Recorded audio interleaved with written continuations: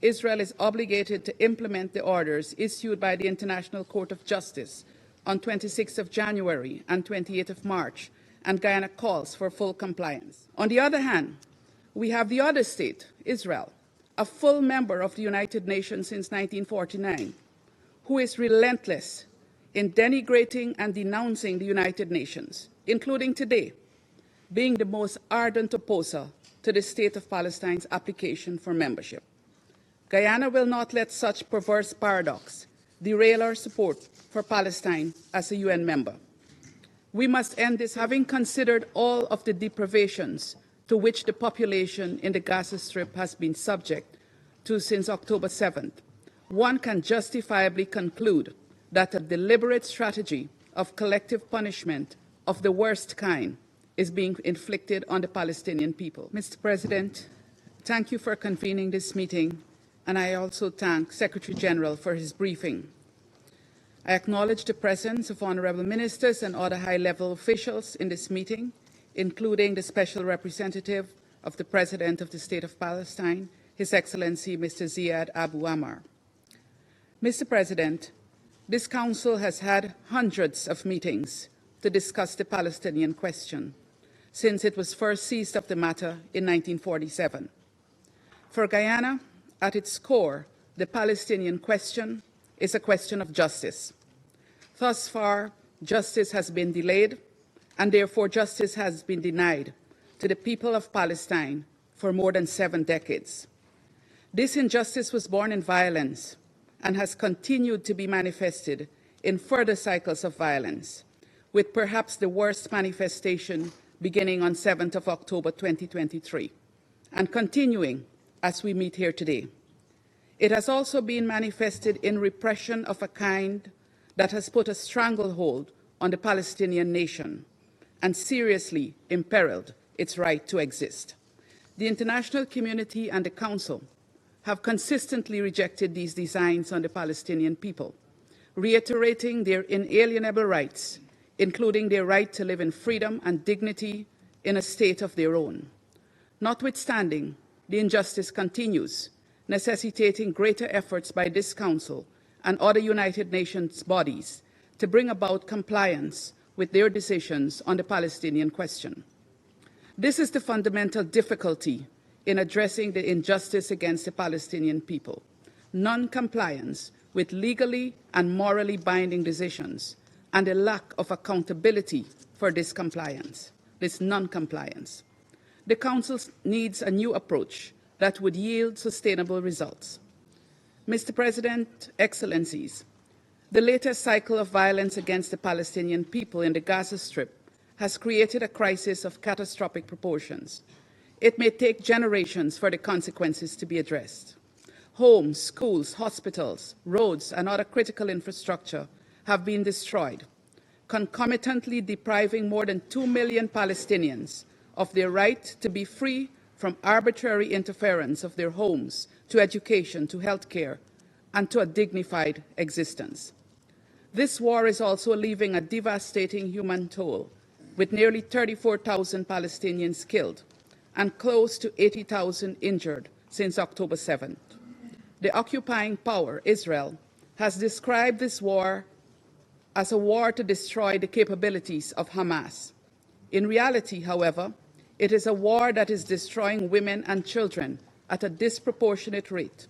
They represent almost 70% of those killed. It is also a war that has created fatal levels of insecurity for civilians and humanitarian personnel, including UN personnel, with more humanitarian workers killed over the last 6 months than in any single conflict in a single year. Mr. President, dear colleagues, having considered all of the deprivations to which the population in the Gaza Strip has been subject to since October 7th, one can justifiably conclude that a deliberate strategy of collective punishment of the worst kind is being inflicted on the Palestinian people. This strategy involves indiscriminately wounding civilians while simultaneously shrinking their access to health care.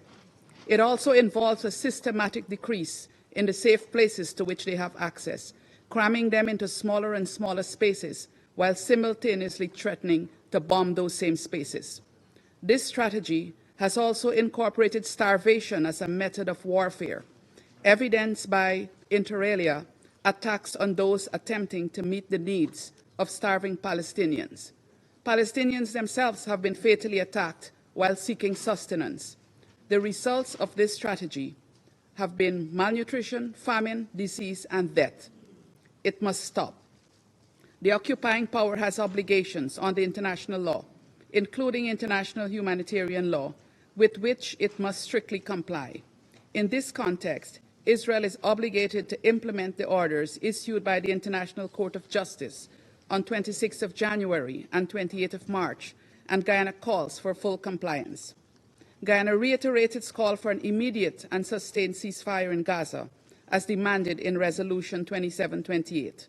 Without a ceasefire, humanitarian efforts in Gaza will not have the desired impact of alleviating the suffering.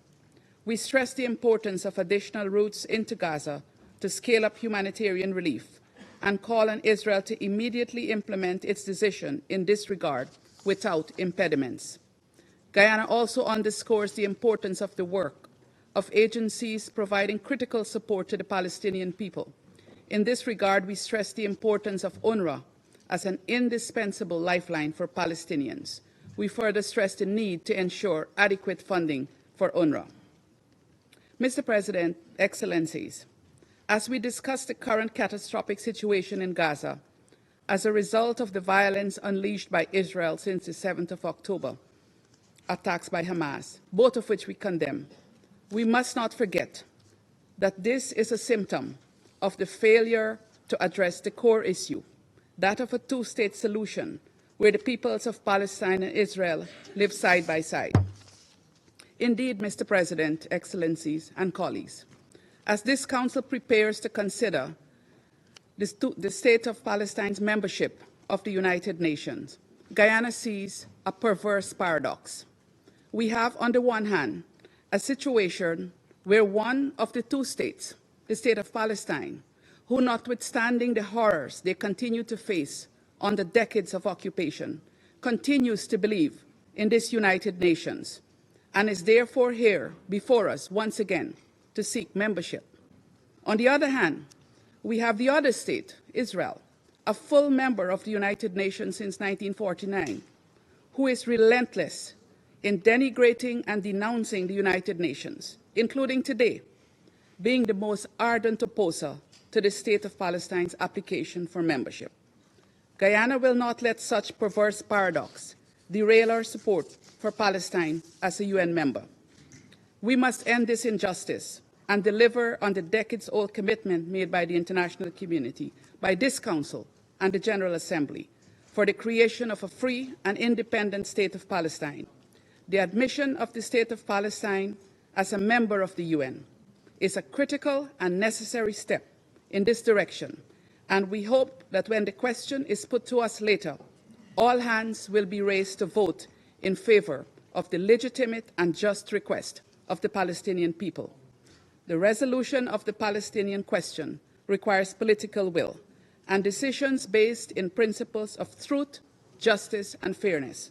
Guyana is prepared to work with this Council and all members of the United Nations to make those decisions to secure the freedom and dignity of the Palestinian people. I end, Mr. President, by expressing Guyana's full and unwavering solidarity with the Palestinian people. I thank you.